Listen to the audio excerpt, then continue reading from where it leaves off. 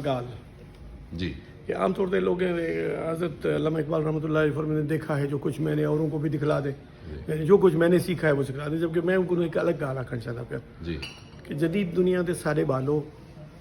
असारी कोई गाल ना मनी जो वाह जदीद दुनिया के सारे बालो असारी कोई गाल ना मनी जो असारिया गाली गुलामे वालियां वाह असारी मंतक उजाड़ ज़हने दी पैदावार है। वाह असारिया सोचां उधारियां सोचां आवारियां सोचां जॾां भी सोचण दा वक्त आवे तो खुद सोची जो असारी कोई गाल ना मनी जो वाह वाह जदीद दुनिया दे सारे बालो असाड़ा हाकिम ते उंदे हरबे असाड़ा मुल्ला ते उंदी नीयत असाड़ा लीडर ते उंदे दोखे असाड़ी जिंदगी दा रोग रह गन इन्हां दे कसमां ते वादे दड़के भुका ते कंधी दे विच मरी जो वाह असाड़ी कोई गाल ना मनी जो क्या बात जदीद दुनिया दे सारे बालो असाड़े पीरें दे फूके फाके वाह असाड़े वाइज दे कूड़ियां गालीं वाह असाड़े पीरें दे फूके फाके असाड़े वाइज दे कूड़ियां गालीं असाड़े ताजर दे खोटे वट्टे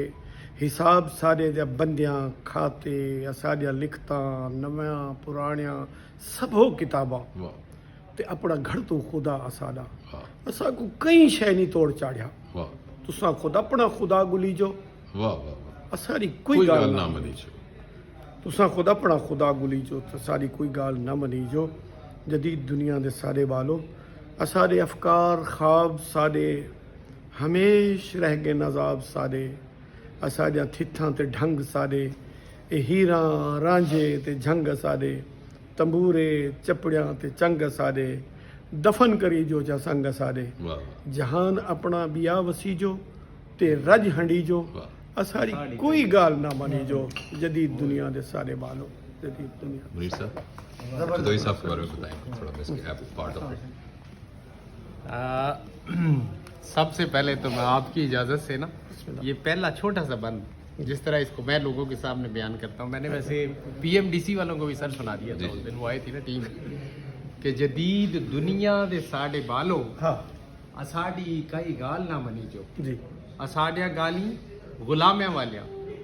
असाड़ी मन तक उजाड़ जहना दी पैदावार है असाड़िया सोचा उधारियां सोचा अवारियां सोचा कढ़ई जो सोचण दा वक्त आवे तो खुद सोची जो असाड़ी कई गाल ना मनी क्या जो। बात है मुनीर साहब थोड़ा सा तारुफ ना मैं ये कहूँगा कि हकीकत में बहुत सारे शौरा को मैं सुनता रहता हूँ, लेकिन जिस दिन मैंने इनका ये कलाम सुना है तो मैं सोच रहा था कि इसमें इतनी मौसीकियत है, इतनी गनाइत है, और फिर इसके एक यानी इसमें थोड़ी सी इंसान के अंदर ये महसूस होती है कि पता नहीं क्या कहने वाले, लेकिन जब वो उसमें आ जाती है बात तो एक सेंटेंस इसका मुकम्मल एक ख्याल है, और उसकी फिर आगे तरतीब बनाते बनाते बनाते फिर आदमी सोचता है पता नहीं क्या नतीजा निकलेगा, लेकिन एकदम जो आप नतीजा निकालते हैं मैं समझता हूँ कि अगर इसको हम अंडरस्टैंड करें, कॉम्प्रीहेंड कर लें, तो मेरा अपना ख्याल ये है कि ये जो एक रवायती सोच के तहत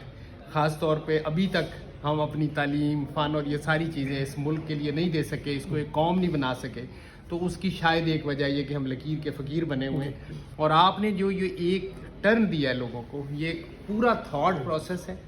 और इस पे अगर अमल किया जाए तो बिला इम्तियाज़ के ये किस लैंग्वेज में है, मैं ये समझता हूँ कि ये पूरे पाकिस्तान और मुसलमानों के लिए ये एक पैगाम है, और जदीद नस्ल के लिए इससे बड़ा ज़ादेरा नहीं हो सकता। तो हम इंशाल्लाह किसी ना किसी बहुत बहुत शुक्रिया। मैं कोशिश करे सा मैं सराय की एज बोलना जी ते मुजाद जतोई साहब मेरे दफ्तर तशरीफ गिन के आए तो मेरे को बड़ी बहुत ही ऑनर है, इज्जत है मेरे आस्ते तुसा तशरीफ गिन के आए और अपना कलाम भी सुनाया, बहुत शुक्रिया।